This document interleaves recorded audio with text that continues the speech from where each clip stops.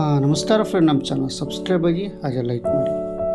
Friend, ಕರ್ನಾಟಕದ ಪ್ರಸಿದ್ಧವಾದಂತಹ ದೇವಸ್ಥಾನ ಶ್ರೀಕೃಷ್ಣ ದೇವಸ್ಥಾನ, ಉಡುಪಿಯಲ್ಲಿ ಇರುವಂತಹ ಬಾಲಕೃಷ್ಣ ದೇವಸ್ಥಾನ. ನಮ್ಮ ಭಾರತ ದೇಶದಲ್ಲಿ ಪ್ರಸಿದ್ಧವಾದಂತಹ ದೇವಸ್ಥಾನ ಶ್ರೀಕೃಷ್ಣ ದೇವಸ್ಥಾನ ಉಡುಪಿ. ಸುಮಾರು 13ನೇ ಶತಮಾನದಲ್ಲಿ ಶ್ರೀಕೃಷ್ಣನನ್ನು ಪ್ರತಿಷ್ಠಾಪಿಸಿದಂತಹ ಮಾಧ್ವಾಚಾರ್ಯರು ಬಾಲಕೃಷ್ಣನನ್ನು ಪ್ರತಿಷ್ಠಾಪಿಸಿದರು ಮಾಧ್ವಾಚಾರ್ಯರು. ಇಂದಿನ ಹಿನ್ನೆಲೆಯೂ ಸಹ ಇದೆ, ಏನೋ ಇಂದಿನ ಪುರಾಣ ಪುಸ್ತಕಗಳಲ್ಲಿ ಕಥೆನೂ ಸಹ ಇದೆ. ದ್ವಾರಕೆಯಿಂದ ಕೃಷ್ಣನು ಇಲ್ಲಿ ಬಂದು ನೆಲೆಸಿರುವಂತಹ ಒಂದು ಪೌರಾಣಿಕ ಕತೆ ನಿಮ್ಮ ಮುಂದೆ ತಿಳಿದ ಮಟ್ಟಿಗೆ ನಾವು ತಿಳಿಸ್ತೀವಿ. ರುಕ್ಮಿಣಿಯು ಪೂಜಿಸುವಂತಹ ಬಾಲಕೃಷ್ಣನ ಇದು ವಿಗ್ರಹ ಎನ್ನಲಾಗಿದೆ. ಪರ ಯುಗದಲ್ಲಿ ಶ್ರೀಕೃಷ್ಣನು ರುಕ್ಮಿಣಿಗಾಗಿ ವಿಶ್ವಕರ್ಮನನ್ನು ಕರೆಸಿ ಬಾಲಕೃಷ್ಣನಿಗಿರುವಂತಹ ಮೂರ್ತಿನಿ ಕೆತ್ತನೆ ಮಾಡುತ್ತಾರೆ. ದ್ವಾರಕೆಯು ಸಮುದ್ರದಲ್ಲಿ ಮುಳುಗಿದಾಗ ಆ ಮೂರ್ತಿಯು ಗೋಪಿಚಂದನ ಜೊತೆ ಸೇರಿಕೊಳ್ಳುತ್ತೆ. ಇಡೀ ಊರಿನ ಗ್ರಾಮಸ್ಥರು ಎಲ್ಲರೂ ಸಹ ಹುಡುಕಿದರು, ಅದು ಶ್ರೀಕೃಷ್ಣ ಮೂರ್ತಿ ಎಲ್ಲೂ ಸಿಕ್ಕುವುದಿಲ್ಲ. ಸಮುದ್ರದಲ್ಲಿ ಗೋಪಿಚಂದನ ಜೊತೆ ಇದು ಸೇರ್ಕೊಳ್ಳುತ್ತೆ. ಆಗ ಅಲ್ಲಿ ದೋಣಿ ಸಾಗಿಸುವಂಥ ಅಂಬಿಕನ ಕೈಯಲ್ಲಿ ಇದು ಸಿಗುತ್ತೆ. ಆ ವಿಗ್ರಹ ನೋಡಿ ಇದು ಗೋಪಿಚಂದನ ಅಂತ ತಿಳಿದುಕೊಂಡು ದೋಣಿಯಲ್ಲಿ ಹಾಕೊಂಡು ಪ್ರಯಾಣ ಮಾಡುವಾಗ ಮಧ್ಯದ ಸಮುದ್ರದಲ್ಲಿ ಗಾಳಿ, ಬಿಳುಗಾಳಿ, ಸುಂಟರ ಗಾಳಿ, ಎಲ್ಲ ಅಲೆಗಳು ಜೋರಾಗಿ ಇದ್ದರಿಂದ ದೋಣಿ ಮಲ್ಪೆ ಕಡೆಗೆ ಬರುವ ಸಮೀಪದಲ್ಲಿ ಮುಳುಗೋ ಪರಿಸ್ಥಿತಿ ಬರುತ್ತೆ. ಅದರಲ್ಲಿ ಕುಂತಿರುವಂತಹ ಅಂಬಿಗ ಮತ್ತು ದೋಣಿ ಎರಡೂ ಸಹ ಮುಳುಗಂಗಿಲ್ಲ, ಬಿಡಂಗಿಲ್ಲ. ಆ ಥರ ಆ ಪರಿಸ್ಥಿತಿ ಇದ್ದಾಗ, ಇನ್ನೇನು ಸಾಯೋ ಪರಿಸ್ಥಿತಿಯಲ್ಲಿ ಇದ್ದಾಗ ಅಂಬಿಗ ಆಗ ದೇವರಲ್ಲಿ ಪ್ರಾರ್ಥನೆ ಮಾಡ್ಕೊತಾನೆ. ದೇವರಲ್ಲಿ ಪ್ರಾರ್ಥನೆ ಮಾಡುತ್ತಿದ್ದಾಗ ಆ ಧ್ವನಿಯನ್ನು ಮಾಧ್ವಾಚಾರ್ಯರು ಕೇಳಿಸುತ್ತದೆ. ಅದನಂತರ ದಿವ್ಯ ದೃಷ್ಟಿಯಿಂದ ಆ ಗಾಳಿ ಬಿಳುಗಾಳಿಯ ತಪೋಶಕ್ತಿಯಿಂದ ಗಾಳಿ ಬಿಳುಗಾಳಿ ಎಲ್ಲ ಅಲ್ಲಿಂದ ದೂರವಾಗುತ್ತದೆ. ಇದನ್ನು ಕಂಡ ಅಂಬಿಗನು ಮಾಧ್ವಾಚಾರ್ಯ ಹತ್ರ ಬಂದು, ಸ್ವಾಮಿ, ನನ್ನನ್ನು ಕಾಪಾಡಿದ್ದೀರ, ನನ್ನ ದೋಣಿಯನ್ನು ಕಾಪಾಡಿದ್ದೀರ, ನಾನು ತುಂಬ ಬಡವ, ನನ್ನ ಜೀವ ಉಳಿಸಿಕ್ಕಾಗಿ ನನ್ನ ಹತ್ರ ಏನೂ ಇಲ್ಲ, ನನ್ನ ದೋಣಿಯಲ್ಲಿ ಇರುವಂತಹ ಯಾವುದಾದರೂ ಒಂದು ವಸ್ತುವನ್ನು ನೀವು ತಗೋಬೋದು ಅಂತ ಕೇಳಿದಾಗ ಅಲ್ಲಿ ಗೋಪಿಚಂದನದ ಜೊತೆ ಇರುವಂಥ ಕೃಷ್ಣ ವಿಗ್ರಹ ಮಾಧ್ವಾಚಾರ್ಯ ಕೈಗೆ ಕೊಡ್ತಾರೆ ಆ ಬಾಲಕೃಷ್ಣನನ್ನು. ಅಂಬಿಗನಿಂದ ತೆಗೆದುಕೊಂಡ ಬಾಲಕೃಷ್ಣನನ್ನು ಮಾಧ್ವಾಚಾರ್ಯರು ಉಡುಪಿಯಲ್ಲಿ ಸುಮಾರು 13ನೇ ಶತಮಾನದಲ್ಲಿ ಸಂಕ್ರಾಂತಿ ಟೈಮಲ್ಲಿ ಈ ಬಾಲಕೃಷ್ಣನನ್ನು ಪ್ರತಿಷ್ಠಾಪಿಸುತ್ತಾರೆ. ಅಂದಿನಿಂದ ಬಾಲಕೃಷ್ಣನಿಗೆ ಸಂಕ್ರಾಂತಿ ದಿನದಂದು ಜೋರಾಗಿ ಇಲ್ಲಿ ಜಾತ್ರೆ ನಡೆಯುತ್ತೆ, ಉತ್ಸವ ನಡೆಯುತ್ತೆ. ಮಾಧ್ವಾಚಾರ್ಯರು ಅಂದಿನಿಂದ ಪೂಜೆ ಪುನಸ್ಕಾರ ನಡೆಸಿಕೊಂಡು ಬರುತ್ತಿದ್ದಾರೆ. ಪುರಾಣಗಳು ದ್ವಾರಕೆಗೆ ಇಲ್ಲಿಗೆ ಹೇಗೆ ಬಂದ ಅಂತ ಇಲ್ಲಿ ಈ ಪುರಾಣ ಕಥೆಗಳು ಇಲ್ಲಿ ತಿಳಿಸುತ್ತೆ. ಅದು ನೋಡಿದಾಗ ನಾವು ಕನಕದಾಸರ ಆ ಕಿಂಡಿ, ನಿಮ್ಗೆ ಗೊತ್ತಿದೆ ಕನಕದಾಸರ ಕಿಂಡಿ. ಈಗಲೂ ಸಹ ನಾವು ಬಾಲಕೃಷ್ಣನನ್ನು ನೋಡಬೇಕು ಅಂತ ಅಂದರೆ ಕನಕನ ಕಿಂಡಿ 9 ರಂಧ್ರಗಳಿಂದ ನಾವು ಈಗಲೂ ಸಹ ದರ್ಶನ ಪಡೆಯುತ್ತೇವೆ. ಅದು ಕನಕನ ಕಿಂಡಿ ಯಾವ ರೀತಿ ಆಯಿತು ಅನ್ನೋದು ಅದು ಸಹ ಪುರಾಣಗಳಲ್ಲಿ ಉಲ್ಲೇಖವಿದೆ. ಸುಮಾರು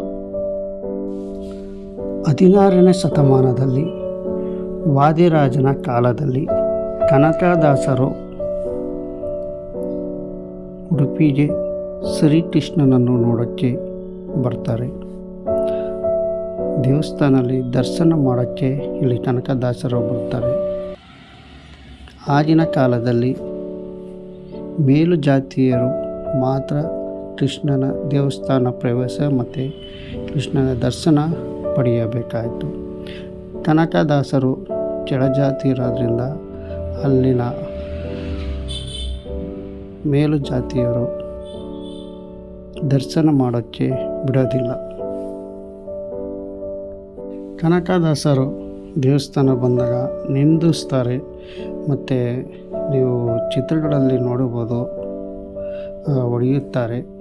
ಈ ಥರ ಮಾಡಿದಾಗ ಕನಕದಾಸರು ಕೃಷ್ಣನ ಹಿಂದೆ ಭಾಗ ಏನು ಪಶ್ಚಿಮಕ್ಕೆ ಬಂದು ದೇವರನ್ನು ಪ್ರಯತ್ನ ಮಾಡ್ತಾರೆ, ತುಂಬ ಪ್ರಯತ್ನ ಮಾಡ್ತಾರೆ.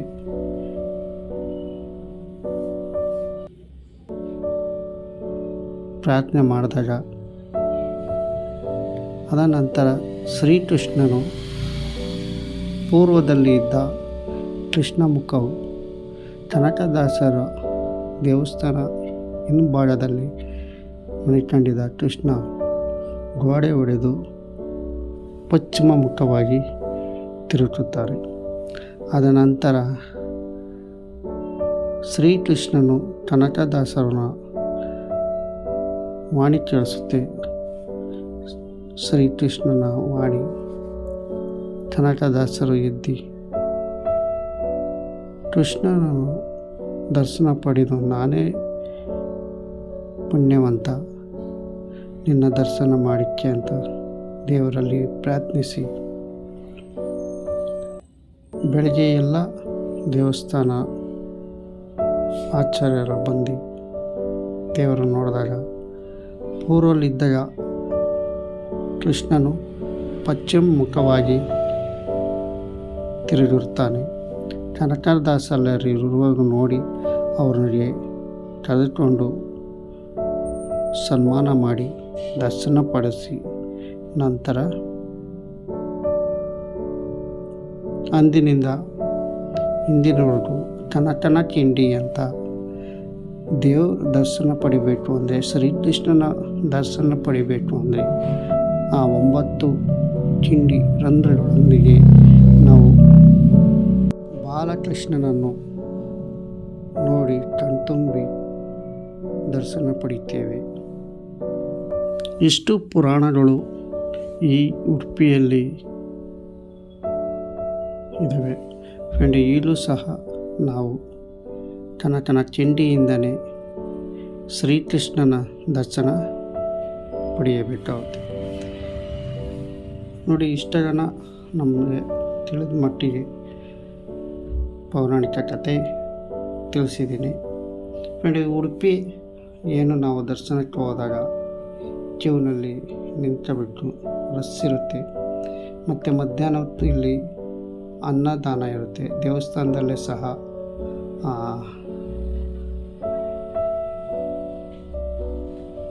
ಉಪಹಾರ ಇರುತ್ತೆ. ಉಪಹಾರವೂ ಸಹ ಅದ್ಭುತವಾಗಿರುತ್ತೆ. ಅದ ನಂತರ ಗೋಶಾಲೆ ಇರುತ್ತೆ. ಅಂದರೆ ನಿಮಗೆ ಗೊತ್ತೇ ಇರುತ್ತೆ, ಶ್ರೀಕೃಷ್ಣ ಇದ್ದ ಕಡೆ ಹಸುಗಳು ಇರಲೇಬೇಕು, ಗೋವುಗಳು ಇರಲೇಬೇಕು. ಅದೇ ಥರ ಇಲ್ಲಿ ದೇವಸ್ಥಾನ ಒಳಗಡೆ ಹಲವಾರು ಗೋವುಗಳು, ಗೋಶಾಲೆಗಳು ಇಲ್ಲಿ ಇದ್ದಾವೆ. ಅದನ್ನು ಸಹ ದರ್ಶನ ಮಾಡಿ ಶ್ರೀಕೃಷ್ಣನ ದರ್ಶನ ನಾವು ಸಹ ಮಾಡಿ